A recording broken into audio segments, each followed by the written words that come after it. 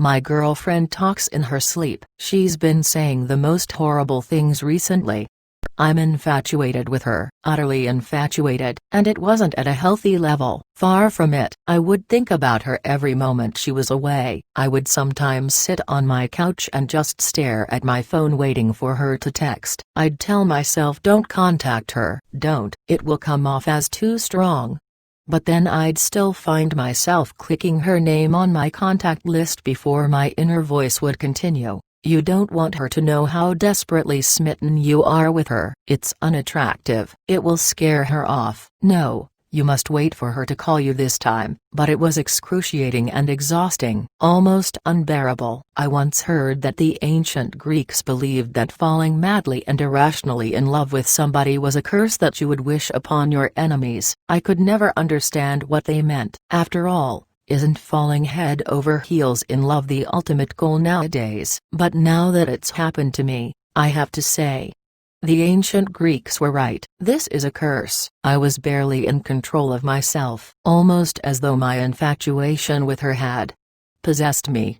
The two of us were sexually active together but still in the dating phase. We were at that make-or-break era of a blossoming relationship where we'd either have the talk and formally be in a relationship or we'd start to slowly drift apart. The latter of which I don't think I'd be able to cope with. Honestly, I wouldn't be able to. Almost everything about her captivated me. The way she held her hand over her mouth when she laughed, how she'd caress the pendant of her necklace when she was frightened, how she'd twirl her hair in her finger when she was excited. All of it. Her smell, her smile, her eyes. Yeah, I know, it probably makes you sick reading about it. I feel the same way. I was never the hopeless romantic type, but now I can't stop fantasizing about her. I'd think about us doing the long 3-hour hike up to that magnificent view from one of our first dates, to that first kiss, as we overlooked the lights of the city. But this time I'd get down on one knee,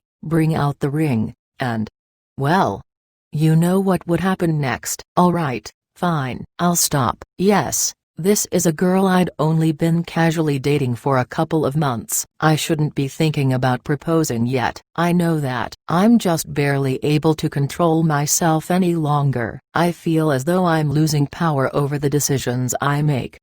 And that brings me to why I'm here writing this out at the moment. It started with the first real thing that troubled me about her. We'd never actually spent a night together. No matter how late she was over, once either of us showed signs of being tired, she'd up and leave. She wouldn't leave awkwardly or in anger. Just a casual kiss goodnight, a smile, and a call me soon. It was something I didn't really even notice the first few times she did it. But after almost 8 weeks of dating, it was becoming strange. I'd have to ask her about it. It took drinking almost an entire bottle of wine before I had the courage to do it. She looked almost defeated when I asked and lowered her eyes in embarrassment. I knew this talk would come eventually. She started. She took in a deep breath with a long drawn-out exhale. Recently.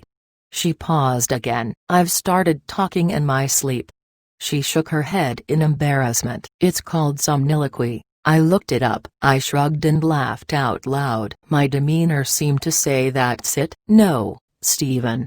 Listen, she said. She wasn't laughing. It's bad. It's completely out of control. It's not just random words or gibberish. It's horrible. I say horrible, disgusting things.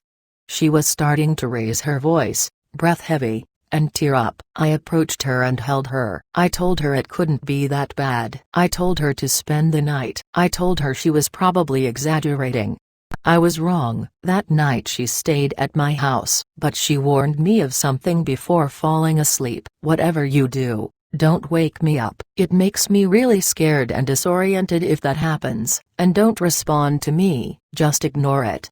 I nodded and agreed. If it becomes too much, she continued, just leave the room and sleep on the couch. I won't mind. I told her not to worry about it. I told her that it wouldn't be a big deal. I told her I wouldn't leave to the couch. I'd stay beside her in the bed. But I was wrong. I couldn't even last one night. We both fell asleep without incident. I don't know how many hours passed, but I woke up in the dark with the sensation that someone was watching me, and then I remembered, she was with me. She was actually spending the night. I smiled, but then I noticed the shadowy outline of her sitting up on the bed. She was looking down at me, staring.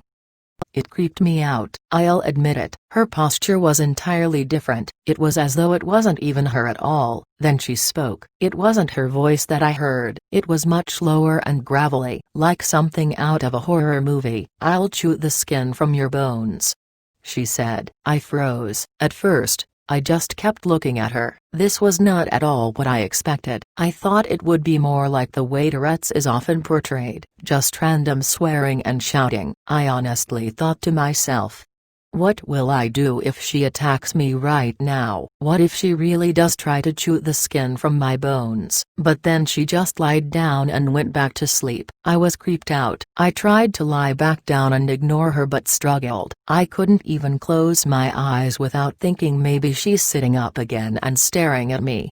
And then one time I rolled over to look at her and she was. Her face was pressed right towards mine. Her breath was foul and rotted, something that was most certainly not normal for her. She spoke again, in the same voice as before. "If you don't move to the couch, you'll be dead by morning." That did it for me. I sat up in a moment and headed for the living room. She made some sort of wheezing sound as I left. I think it was supposed to be laughter. I was lying on the couch, but I wasn't going to be able to fall back to sleep. I was far too shaken. I was staring out towards the window, hoping to see the first few hints of the sun rising, and then I thought I heard something from the bedroom. I listened, and then I heard it again. "Stephen." It was that same low and gravelly voice. It sounded like a witch. I tried to just ignore it at first, but then it continued. "Stephen." Still I said nothing. "I know you can hear me, Stephen. You're awake now. Why don't you come back into the bedroom?" The voice barely sounded human. "Or maybe you'd prefer if I come to you?" I still didn't say anything. I was told not to, but I listened. If I heard her start walking towards the bedroom door, I'm not even joking, I would have run right out of the apartment. But she had asked me not to respond to her sleep talking, so I didn't. And then I heard her once more. "Sorry if this spoils your plans."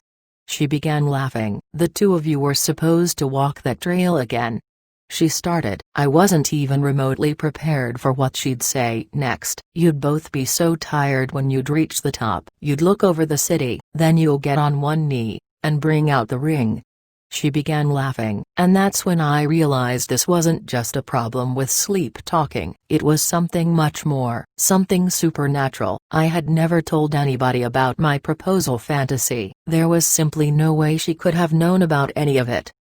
This was no longer about merely talking in one sleep. This was about possession. I can't go back into the bedroom. I have no idea what would happen if I did. Instead, I'm going to wait it out, holding up in my living room until the sun rises. I have a couple more hours yet. I can hear her laughing occasionally in the bedroom. It's still not her voice, still that same low-pitched cackle. But as I sit on my couch writing this out, here's what scares me the most. Maybe my infatuation and utter obsession with her wasn't normal. I said before that I felt like I was losing control of myself. More so I believe than the typical falling in love story.